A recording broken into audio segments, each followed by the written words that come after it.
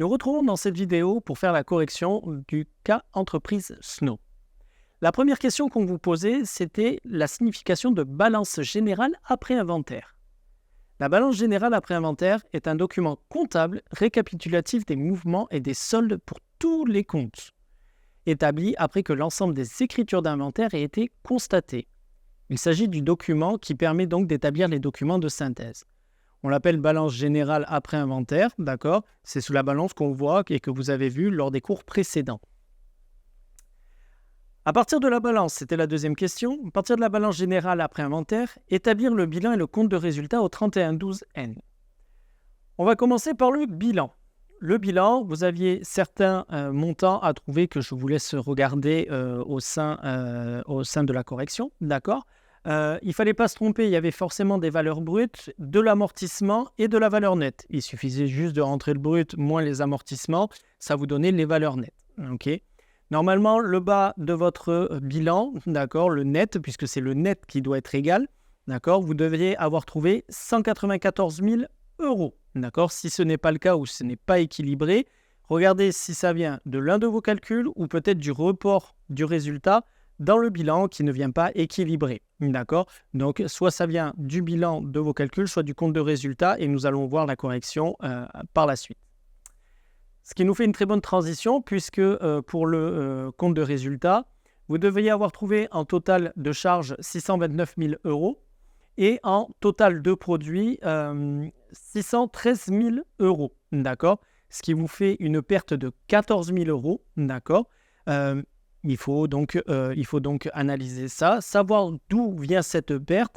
Est-ce que c'est parce qu'il n'y a pas eu assez d'exploitation? Est-ce qu'il y a eu des charges financières qui n'étaient pas prévues ou des charges exceptionnelles aussi? Donc, à vous aussi de faire une petite analyse. D'accord? Question 3. D'accord, on va corriger la question 3. Pour rappel, c'était par lecture du bilan et du compte de résultat, retrouver les informations suivantes. Le premier tiré qui vous était demandé, c'était quel est le montant du résultat et quelle est sa nature?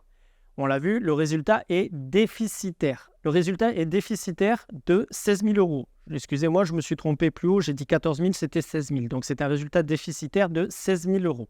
Le calcul est fait que c'est les produits 613 000 moins les charges 629 000. Donc, il y a 16 000 euros de trop de charges, d'accord, ce qui nous fait une perte de 16 000 euros. Et la deuxième question était quel était le montant du chiffre d'affaires? Le montant du chiffre d'affaires, donc c'est le total des ventes de marchandises et des prestations de services qui s'élève dans notre cas à 610 000 euros.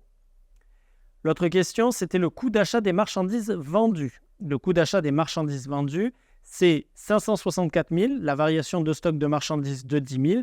Donc le coût d'achat des marchandises vendues est de 554 000. On fait les 564 moins la variation de stock de 10 000, ce qui nous fait 554 000. Il faut que maintenant, pour terminer, indiquer les valeurs clés du bilan, les actifs immobilisés, nets, actifs circulants nets et capitaux propres, ainsi que les dettes. Au niveau des actifs immobilisés nets, nous sommes à 47 000 euros. Pour les actifs circulants nets, 147 000 euros. Les capitaux propres, 84 000 euros. Et les dettes, 110 000 euros. Dernière question, c'était la trésorerie de l'entreprise est-elle positive? Les disponibilités à l'actif du bilan s'élèvent à 55 000 euros. Il s'agit de sommes disponibles en banque et en caisse. La trésorerie dans l'entreprise est positive. On peut noter des dettes financières du côté du passif du bilan. Il ne s'agit pas d'un découvert bancaire, mais d'un emprunt réalisé auprès de la banque BPI. D'accord ? Donc, à voir si on fait un remboursement anticipé. Ça peut être une décision de fin d'année. On a 55 000 euros sur les comptes en banque. Est-ce qu'on fait un remboursement anticipé de ce crédit? Voilà, on peut voir à faire un petit remboursement supplémentaire pour essayer d'effacer au plus vite le crédit. J'espère que cette correction vous a plu et nous nous retrouverons pour une prochaine vidéo.